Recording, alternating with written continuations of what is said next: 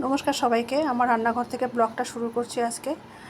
পুরো সকাল থেকে একবার বৃষ্টি একবার রৌদ্র এই চলছে।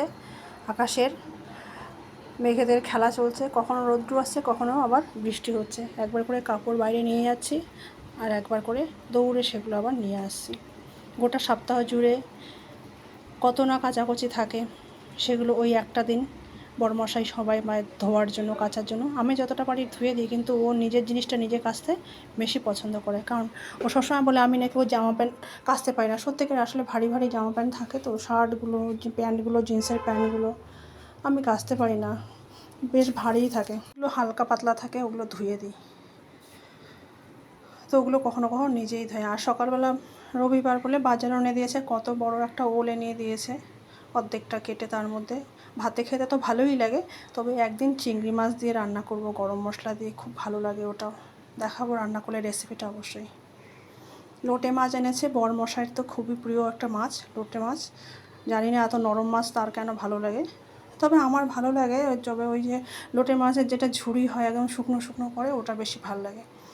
তো ওর জন্য লোটে মাছটা ঝুড়ি করব, ধনে পাতা ছড়িয়ে ওপর দিয়ে। আর আমাদের জন্য তো মাংস এনে দিয়েছি, মাংস করব। কারণ আমি আর আমার মেয়ে মাংস খেতেই ভালো লাগে। এই লোটে মাছের থেকে তো অন্ততপক্ষে মাংসই ভালো। মাংস খেতে খেলে হয়তো এক পিসই খাবো, ওই ঝোলালোটা দিয়ে খাবো।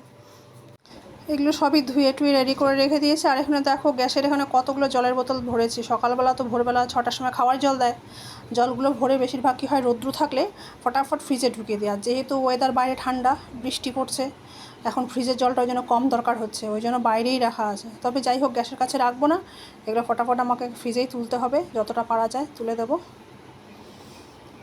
তো সব কিছু কাটাকুটি বাটাবুটি ওগুলো এখন করতে হবে জোগাড়যন্ত্রী। তার আগে একটুখানি আমি খেয়ে নিচ্ছি একটা দুটো। সকালবেলা বড়মশাই যখন মর্নিং ওয়াক করতে যায় আর মেয়েকে দিতে যায় ক্লাবে, ওখান থেকে বিস্কুটও নিয়ে আসে, ওই বেকারির দোকানগুলো থেকে বিস্কুট নিয়ে আসে, আর নানান রকম এরকম চিড়ে ভাজা চাল ভাজার প্যাকেট তো নিয়ে আসে। আর বিস্কুট তো অনেক রকম আনি। এই যে একটা চাল ভাজার প্যাকেট দুটো আমাকে সকালবেলা এনে দিয়েছে, কি সুস্বাদু খেতে, বড় বড় লম্বা লম্বা ঝুড়ি ভাজা দিয়ে আর ফ্রেশ ফ্রেশ বাদাম দিয়ে। এই চাল ভাজাটা ছিল। চাল ভাজাটা মনে হচ্ছে বাসন্তী চালের নাকি জানি না কী চাল ছিল, এত সেন্ট যখন খাচ্ছি না। আর হালকা করে বিট নুন ছড়ানো, তো চা দিয়ে খেতে দারুণ লাগছিলো। তো আমি আবার বড়মশাইকে বললাম কত করে নিয়েছে, বললো এগুলো 10 টাকা করে। আমি বলছি নিয়ে আসবে তো, তাহলে আরও পরের দিন দুটো বেশি করে নিয়ে আসবে। তো সকালবেলা বেশ চা দিয়ে ভালোই লাগে খেতে। আর রোজ রোজ বিস্কুট তো খাই, অন্য অন্য দিন চাল ভাজা চিড়ে ভাজা দিয়ে খেলেও খারাপ লাগে না। তো এটা খাচ্ছিলাম, বেশ ভালোই লাগছে খেতে। আর এদিকে কাপড়গুলো একবার করে রোদ্দুর দিচ্ছে, ওগুলো দৌড়ে নিয়ে আসি। মানে যত ওই সপ্তাহ জুড়ে যতগুলো কাপড় কিছু কিছু করে ধুয়ে রেখেছিলাম, ওগুলো তো ভেজা ভেজা ঘরের মধ্যেই রয়েছে। তো একটু একটু রোদ্দুর পাচ্ছি, তখনই মেলে দিয়ে আসি। আবার বৃষ্টি আসছে, দৌড়ে টেনে নিয়ে আসি। তারই ফাঁকে ফাঁকে রান্নাও করতে হচ্ছে। আমি ওলটাকে না অর্ধেকটা ওল ভাতে দিয়ে দিয়েছি, কুকারেই দিয়েছি, এখনও জলটা ছড়াইনি।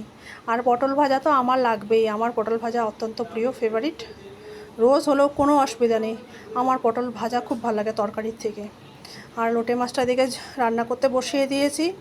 বৃষ্টিটা নামছে বলে দেখো না, আমার ছুটকুটা বদমাইশটা দুষ্টুটা কি খুশি মতো নাচছে, বৃষ্টিতে ভিজবে বলে ও নাচছে, দাঁড়িয়ে আছে। আমিও একটুখানি গেলাম বৃষ্টির ধারে দেখার জন্য ওদিকে। আর ওইদিকে সুমন দরজা বন্ধ করছে, তো দোকানের দরজা বন্ধ করছে। বৃষ্টির ঝাড় ঢুকে যায়, তো আসলে গ্রিল লোহা রয়েছে, অনেক দামি জিনিস রয়েছে, তো ঝাড়টা আসছে বলে দোকানটা বন্ধ করার চেষ্টা করছে। আমিও বাড়ির ঘরের দরজার সামনে থেকেই যাচ্ছি, বাইরে যাচ্ছি না। আর দেখো আমার একটা কাণ্ড, টিপটা কোথায় পড়ে রয়েছে। আর টিপটাকে আমি পরে যখন ভিডিওটা করে এডিটিং করছি, তখন দেখছি যে আমার টিপটা নাকের কাছে। সুমন ওদিক থেকে হাই করছে, আমি ওকে একটু দেখিয়ে নিলাম। তো প্রিয় দর্শক, আমার চোখের তলায় মানে চোখের মধ্যে কপালের টিপ পড়া ভিডিওটা কেমন লাগলো অবশ্যই তোমরা মতামত জানিও। আর এরকম চোখের মধ্যে টিপ পড়া ভিডিও দেখতে হলে আমার সঙ্গে জুড়ে থেকো তোমরা, ঠিক আছে?